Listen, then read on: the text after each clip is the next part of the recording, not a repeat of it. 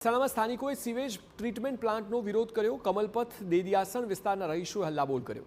Radhe Exotica નજીક STP પ્લાન્ટનું કામ સ્થગિત કરવાની માંગ કરાઈ છે. 20 જેટલી સોસાયટીઓના રહીશોએ મેયરને આપ્યું આવેદનપત્ર. પીવાના પાણીનો સંપ હોવાથી પાણી દૂષિત થવાની ભીતિ છે. 10,000 જેટલા લોકોના આરોગ્યને લઈને પ્લાન્ટ અન્ય સ્થળે ખસેડવાની માંગ છે. યોગ્ય નિર્ણય નહીં લેવાય તો કાયદાકીય પગલાં લેવાની ચીમકી ઉચ્ચારી છે. મહેસાણા મોઢેરા રોડ વિસ્તારની મહિલાઓને રહીશોએ આજે મનપામાં હલ્લાબોલ કર્યો છે. મારી પાછળ આપ જોઈ શકો છો કે આ દ્રશ્યો છે મહેસાણા મનપામાં મોટી સંખ્યામાં પહોંચેલા સ્થાનિક રહીશો જેઓ કે એસટીપી પ્લાન્ટ દૂર કરવા માટે ખાસ બેનરો લઈને માંગ કરી રહ્યા છે. શું માંગણી છે? કેટલા વિસ્તારની કેટલી સોસાયટીઓની? અમારી 10 સોસાયટી છે જે એસટીપી પ્લાન્ટ ફાળવેલો છે નગરપાલિકાએ. એના કારણે ગંદકી અને દુર્ગંધ બહુ મારે છે. એટલે પ્લાન્ટ અહીંથી હટાવવાનું છે. રહેણાંક વિસ્તાર છે, આજુબાજુ તમામ રહેણાંક વિસ્તાર છે. એટલે રહેણાંક વિસ્તારમાં કદી એસટી પ્લાન્ટ હોય જ નહીં. એ ખુલ્લી જગ્યામાં દૂર આવો છો, નદી કોટે એ જગ્યાએ એટલે પહેલેથી વિરોધ કરેલો છે. નાળું ખુલ્લું છે, ગટર લાઈન બનાવીને પાણી તેમનું તોડી જવું જોઈએ. ના બદલે હોય ઠોકી બે હારે એસટી પ્લાન્ટ ચાલશે જ નહીં. કોઈ પણ પોતે એસટીપી પ્લાન્ટ બનવા દેવામાં નથી. પૂરેપૂરો વિરોધ કરવાના છીએ. ઓલરેડી આગળથી આપણા ગટરનું પાણી ગંદુ આવેલું જ છે. ડેરીનું ગણો કે કોઈ બી સોસાયટીનું. હવે આગળ નાળું જે છે એ ખુલ્લું છે. હવે આ એસટીપી પ્લાન્ટ આવે તો વધારે મતલબ કે વધારે દુર્ગંધતા ફેલાય આમાં. તો એસટીપી પ્લાન્ટ વાત કરીશું કેવી રીતે આરોગ્યનો ખતરો થઈ રહ્યો છે.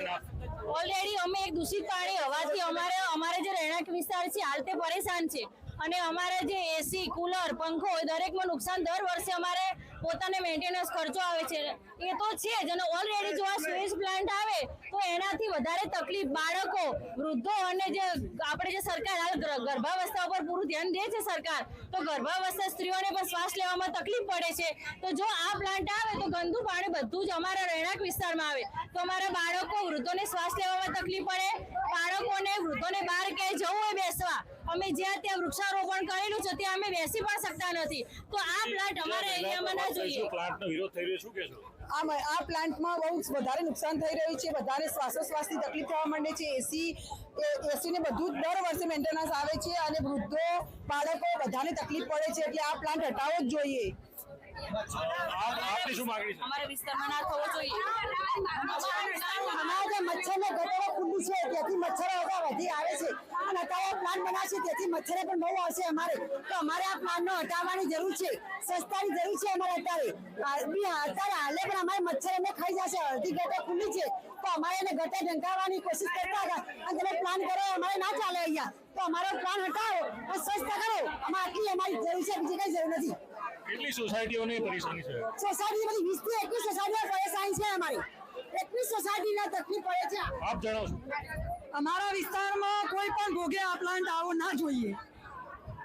એસટીપી પ્લાન્ટ લઈને ભારે વિરોધ જોવા મળી રહ્યો છે. મારી પાસે આપણે દ્રશ્યો ફરીથી બતાવવા માંગીશ કે આ દ્રશ્યો છે મનપા ઓફિસના કે જ્યાં મેયરના કેબિન આગળ અને કમિશનરના કેબિન આગળ બેનરો લઈને મોટી સંખ્યામાં મહિલાઓ અને સ્થાનિકો પહોંચી ચૂક્યા છે. આપ જોઈ શકો છો કે અહીંયા બેનર પર સ્વેજ ટ્રીટમેન્ટ પ્લાન્ટના વિરોધમાં જનશક્તિ જે લખ્યું છે એનો વિરોધ દર્શાવવામાં આવી રહ્યો છે. એના પ્રદર્શન કરવામાં આવ્યું છે અને રેલી સ્વરૂપે આ પ્રદર્શન મનપામાં પહોંચ્યું હતું અને એસટીપી પ્લાન્ટ રદ કરવા માટે, અન્યત્ર ખસેડવા માટે રહીશોની રોષ સાથે માંગણી છે. મેં સાથે મળી સ્ટેન્ડિંગ કમિટી ચેરમેને આ મામલે તંત્ર દ્વારા ચર્ચા કરી હોવાનું જણાવ્યું હતું.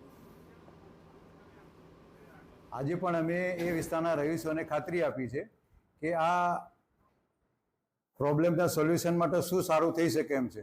એના માટે બજેટની જોગવાઈ, એના માટેના બીજા કોઈ ઓપ્શન જે હશે એ અમે કરીશું. રાજ્યમાં